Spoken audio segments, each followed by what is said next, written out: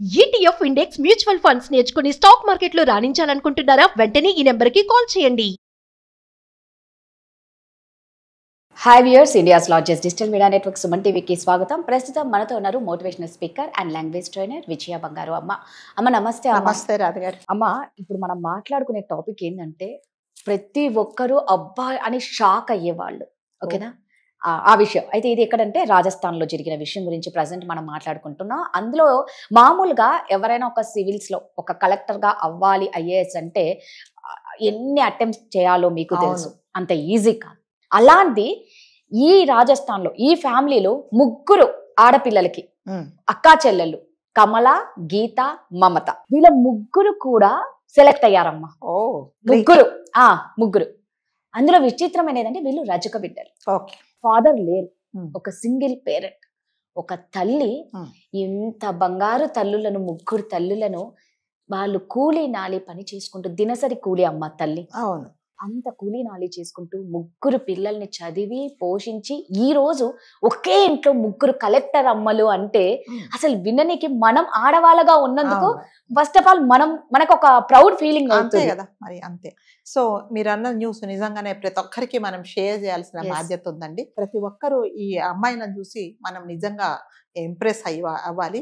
మరి ముఖ్యంగా మనం మెచ్చుకోవాల్సిన తల్లిని. అంటే మీరు అన్నట్టుగా తండ్రి లేకపోయినా కూడా, దినసరి కూలీ అయినా కూడా పిల్లలను ఏమాత్రము తన పేదరికాన్ని కానీ, తన తండ్రి లేదు నేను ఒక సింగిల్ పేరెంట్ను అనేది అట్లాంటి మైనస్ పాయింట్స్ అన్ని లేకుండా పిల్లలను ఒక మంచి మార్గంలో నడిపించి, ఆ పిల్లలు కూడా ఇక్కడ మనం చెప్పుకోవాల్సింది ఏంటంటే, అంటే ఆ పిల్లలు కూడా తల్లి కష్టాన్ని గుర్తించి వాళ్ళ గోల్ ఏముందో చిన్న చిన్న వాటికి వెళ్ళలేదు. అంటే ఐఏఎస్ఎల్ అంటే జనరల్గా చాలా మంచి ఉన్నత కుటుంబంలో వాళ్ళు, తండ్రి ఐఏఎస్ ఉంటాడు, వాళ్ళ ఇంట్లో అందరు చాలా మంది కలెక్టర్స్ ఉంటారు, అలాంటి వాళ్ళే అవుతారు. కానీ మీరు అన్నట్టుగా ఇందులో అసలు ఏమీ లేకుండా, అంటే ఆవిడ దినసరి కూలి అంటే దాదాపు చదువుకోకపోయే, తండ్రి లేడు అంటే కుటుంబ బాధ్యత అంట తనదే, ప్లస్ దినసరి కూలి అంటే మీకు తెలుసు మరి ముఖ్యంగా ఈ వేజెస్ ఎలా ఉంటుందంటే లేడీస్కి తక్కువ, జెంట్స్కి ఎక్కువ అనేది కూడా చాలా మటుకు ఉంటుంది.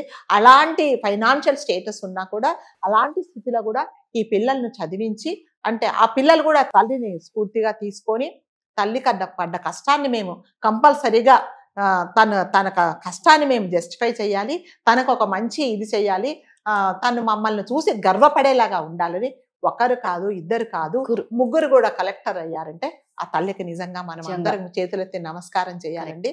అన్ని ఉన్నా కూడా, అన్ని చేతికి కాళ్ళ దగ్గరికి తీసుకొచ్చి ఇచ్చినా కూడా పిల్లలు చదువుకోకుండా పిచ్చి పిచ్చి పనులు చేస్తూ పెడదారులు పట్టే పిల్లలను మనం ఎంతమందినో చూసాము. ఆ తల్లిదండ్రులు పిల్లలను కౌన్సిలింగ్ దగ్గరికి అక్కడికి ఇక్కడికి తీసుకెళ్లేసి అడుక్కొని చదువుకోమని అన్ని ఇచ్చి వాళ్ళని తల్లిదండ్రులు వీళ్ళు పిల్లలు బ్లాక్మెయిల్ చేసి నా బర్త్డేకి ఇది ఇస్తేనే చదువుతాను లేకపోతే లేదన్నావు ఫ్యామిలీస్ని మనం ఎంతమందో చూసాము. మరి ఆ తల్లి ఆ పిల్లలకి ఏమిచ్చి కలెక్టర్ ఇన్ఫ్లుయెన్స్ చేసింది చెప్పండి. అంటే ఇదేంటంటే ఒక గోల్ అన్నమాట.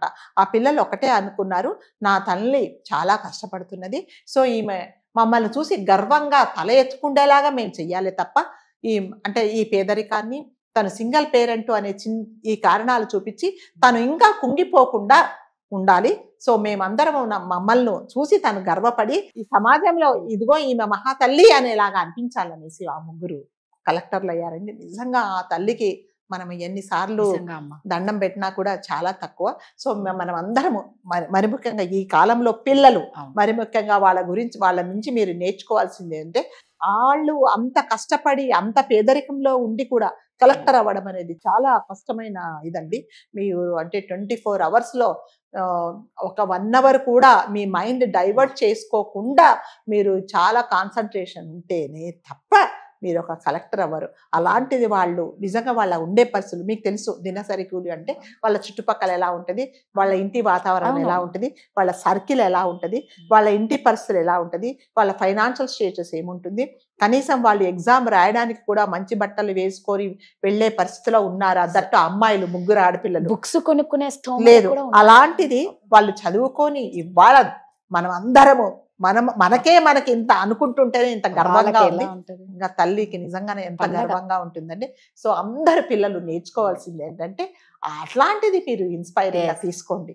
అంతేగాని ఇదిగో పలానాళ్ళకి కారు ఉంది, పలానాడు వాళ్ళ అమ్మ ఇది కొనిచ్చింది, పలానాడికి బైక్ ఉంది, పలానాడికి ఐఫోన్ ఉంది, నాకు కొనిస్తేనే కాలేజీకి వెళ్తా, కాలేజీకి వెళ్ళాలంటే నాకు బైక్ కొనియట్లేదని చాలా మంది, అంటే ఇట్లాంటి పరిస్థితిలో ఉన్న మన ఇళ్లలో పనిచేసే పిల్లలు కూడా తల్లిదండ్రులను పిల్లలు బ్లాక్మెయిల్ చేసి ఇలా చేస్తున్నారు. మరి మనము వాళ్ళ దగ్గర నుంచి ఏం నేర్చుకోవాలో చెప్పండి. సో పిల్లలందరూ ఈ కాలంలో పిల్లలు కలెక్టరే అవ్వక్కర్లేదు, మీ జీవితంలో ఏముందో మీ తల్లిదండ్రులు గర్వపడి తల ఎత్తుకుండేలాగా మీరు చేస్తే మీరు తల్లిదండ్రులకు అంతకంటే రుణం తీర్చుకోవాల్సినది అయితే ఏమీ ఉండదు. కాబట్టి ప్రతి ఒక్కరూ కష్టపడి తల్లిదండ్రుల కష్టం, ఆ ముగ్గురు అమ్మాయిలు కష్టపడి మరి ముఖ్యంగా తల్లి కష్టాన్ని గుర్తించి ఇవాళ సమాజంలో ఒక కలెక్టర్ అంటే మీకు తెలుసు ఎంత స్టేటస్ ఉంటుందో, ఎన్ని బరువు బాధ్యతలు ఉంటాయో, ఎంత ఆ కలెక్టర్కు ఎంత రెస్పెక్ట్ ఇస్తారో మనకు తెలియని విషయం కాదు. సో అలాంటిది ముగ్గురు ఇంట్లో ఒకరు కాదు ఇద్దరు కాదు ముగ్గురు కలెక్టర్లు ఉన్నారు అంటే అసలు నిజంగా దగ్గర అయితే మనం వెళ్ళి నిజంగానే నాకైతే అలాగే అనిపిస్తుంది. కాబట్టి అందరూ ఈ కాలంలో యూత్ అందరూ మీరు నేర్చుకోవాల్సింది ఏంటంటే కంపల్సరీగా ఈ న్యూస్ ప్రతి ఒక్కరికి మీ ఇంట్లో పేరెంట్స్ చూస్తే పేరెంట్స్ మీ పిల్లలకు చూపించండి, ఇదిగో ఇది జీవితం అంటే ఇది, తల్లిదండ్రులను తల ఎత్తుకుండేలాగా చేసిన ఆ అమ్మాయిలు అంటే నేను అమ్మాయిలు ఎందుకు చెప్తున్నానంటే అమ్మాయిలు ఏమి చేయలేరు, అమ్మాయిలు ఎంతసేపు ఏంటి వేరే ఇన్ఫ్లుయెన్స్ లో ఉంటారు అనడానికి ఇది నిదర్శనం కాదు, వాళ్ళని వాళ్ళు ప్రూవ్ చేసుకుంటారు. కాబట్టి కంపల్సరిగా ప్రతి తల్లి తండ్రి పిల్లలు ప్రతి ఒక్కరు ఇది చూసి మీరు కూడా ఇన్ఫ్లుయెన్స్ అయ్యి కలెక్టర్లు కాలేకపోయినా మీరు ఏమవదలుచుకున్నారో అవి అవ్వండి. నిజంగా సరస్వతి పుత్రికలు అనాలి ఖచ్చితంగా. అంటే అదృష్ట దేవత కూడా వీళ్ళని బాగా వరించింది. ఒకే ఇంట్లో ముగ్గురు అంటే వాళ్ళు చదువుకోవడానికి పడిన కష్టము, వాళ్ళకు కలిసి వచ్చిన కాలము, అందుకే మనకి ఏదొచ్చినా ఆపలేము. అంతే కదా, మనకంటూ ఒక మంచి టైం వచ్చింది అంటే ఎవరైనా సెట్ అవుతాం. మనం పడిన కష్టానికి ఏదో ఒక రోజు ఖచ్చితంగా ఫలితం అనేది వస్తుంది. కాకపోతే చాలా పేషెన్స్ ఉండాలి. వాళ్ళ దగ్గర సరస్వతీదేవి అనుగ్రహం ఉంది, లక్ష్మీదేవి అనుగ్రహం, సరస్వతీదేవి అనుగ్రహం ఉండాలి. అది మనము అంటే ఈ చదువు అనేది ఎంతమందికి మీరు షేర్ చేస్తే అది ఇంకా మీకు నాలెడ్జ్ ఇంప్రూవ్ అవుతుంది. అంతేగాని మీ దగ్గర ఉండే డబ్బులు 10 మందికి ఇస్తే నిజంగా మీ బ్యాంక్ బ్యాలెన్స్ తగ్గొచ్చేమో, మీకున్న చదువుతో తెలివితేటల్లో నలుగురికి చెప్తే ఇంకా మీరు అప్డేట్ అవుతారే తప్ప తగ్గదు. కాబట్టి కంపల్సరీగా ప్రతి ఒక్కరూ వీళ్ళని ఒక ఇన్స్పైరింగ్ స్టోరీగా తీసుకొని అందరూ ఇన్ఫ్లుయెన్స్ అవ్వండి. నిజంగా అంటే ఇప్పుడు వాళ్ళ ఇంటి వరకే కాదండి, వాళ్ళ బంధువులందరి దగ్గర కూడా వీళ్ళకి ఎంత ఇది అంటే ఇప్పటి వరకు ఒకవేళ ఇన్ కేసు ప్రతి ఒక్కరి ఇళ్లలో ఉంటాయి, దూరం అయిపోతూ ఉంటారు ఏవేవో ఇప్పుడు ఈ కారణంతో కూడా చాలా మంది దగ్గర అయిపోతారు. వాళ్ళకి దూరం ఉన్న చుట్టాలు కూడా దగ్గర అయిపోతారు, శత్రువులు కూడా దగ్గర అయిపోతారు. కలెక్టర్ అంటే బికాస్ ఆఫ్ ఓన్లీ వాళ్ళ బిహేవియర్, వాళ్ళ హార్డ్ వర్క్, దాని గురించి వీళ్ళందరూ మళ్ళీ వస్తారనమాట దూరమైన వాళ్ళు. సో తల్లికి నిజంగానే మీరు అన్నట్టుగా మళ్ళీ నేను చెప్తున్నా, నిజంగా పక్కన అయితే మన ఇద్దరం వెళ్ళిపోయి కంపల్సరీగా మనం అంటే పర్సనల్ గా కలిసేవాళ్ళం, రాజస్థాన్ కాబట్టి మళ్ళీ ఆలోచించుకోవాలి మనం అంతే. సో నిజంగా అండి ప్రతి ఒక్కరికి ఇన్స్పిరేషన్ స్టోరీ వీళ్ళ ఫ్యామిలీ. నిజంగా ఇప్పుడున్న కాలంలో అమ్మ చెప్పినట్టు ప్రధానికి గొడవలు పడుతూ ఇంట్లో పేరెంట్స్తో మాకు అవి కొనిలే ఇది కొనిలని బండి కొని ఇచ్చిన వారు కూడా సూసైడ్ చేసుకున్న వాళ్ళు కూడా ఉన్నారు. నిజంగా మరి ఈ బిడ్డలకి ఏముందని అయినా వీళ్ళు ఈ రోజు వాళ్ళకు తినడానికి కూడా నిజంగా నాకు తెలిసి 2 పూట్ల అన్నం ఉండకపోవచ్చు. అలాంటి ఈ రోజు చూడండి వాళ్ళ కష్టానికి ప్రతిఫలం ఎక్కడా పోలేదు. సో మనకంటూ ఒక రోజు వస్తుంది, మనం ఖచ్చితంగా కష్టపడితే మనం కూడా మనం అనుకున్నవి సాధిస్తాం. కాకపోతే చాలా ఓపికగా ఉండండి, ఆ టైం వచ్చి. అంతే, డిసిప్లిన్, ఓపిక, రెండూను. Thank you.